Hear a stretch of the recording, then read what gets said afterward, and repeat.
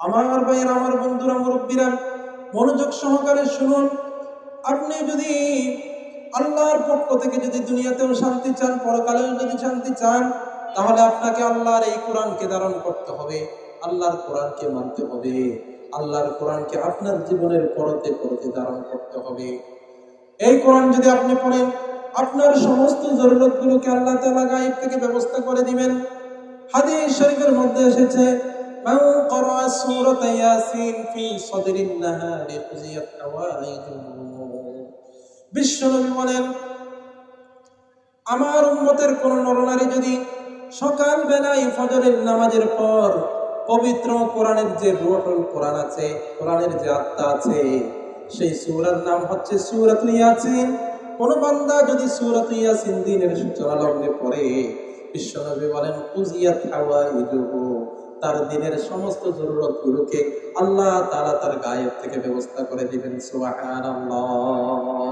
আমার ভাইরা, আমার বন্ধুরা, মুরব্বীরা, শুধু তা নয়, পৃথিবীতে যদি আপনি রিজিকের টেনশনে থাকেন, আপনার চাকরিতে প্রমোশন হচ্ছে না, ব্যবসা বাণিজ্যে লাভ হচ্ছে না, আপনার কৃষি কাজের মধ্যে বরকত হচ্ছে না, আপনি রিজিকের মধ্যে টেনশনে আছেন, বিশ্বনবী বলেন, মান ক্বারা সূরাতাল ওয়াকিআতি ফি কুল্লি লাইলাতিন লাম তুসিবহু ফাকাতুন আবাদা ওয়া কানা ইবনু মাসউদ ইয়ামুরু বানাতিহি বিকিরাতিহা।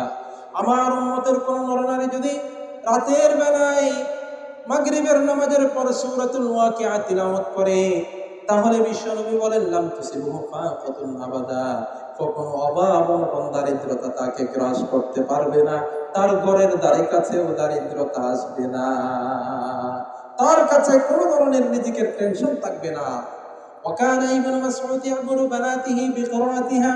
এই হাদিস যিনি রিওয়ায়াত করেছেন, হযরত ইবনে মাসউদ রাদিয়াল্লাহু তাআলা বলেন, আমার অনেকগুলো মেয়ে আছে, আমি আমার মেয়েদের জন্য টাকা পয়সা ঘর বাড়ি ধন সম্পদ রেখে যাই নাই, সূরাতুল ওয়াকিআর শিক্ষা তাদেরকে দিয়েছি, আমার আর কোনো টেনশন নাই। মুহাদ্দিসিনে কেরামরা বলেন, হযরত ইবনে মাসউদের যে সমস্ত মেয়েরা ছিল, আল্লাহ পাক রব্বুল আলামিন তাদেরকে যেই ঘরের মধ্যে হযরত ইবনে মাসউদ দিয়ে দিয়েছিল, তাদের প্রত্যেকের ঘরের মধ্যে, কারো ঘরের মধ্যে রিজিকের কোনো টেনশন ছিল না, তারা প্রত্যেকেই ধনী ছিল।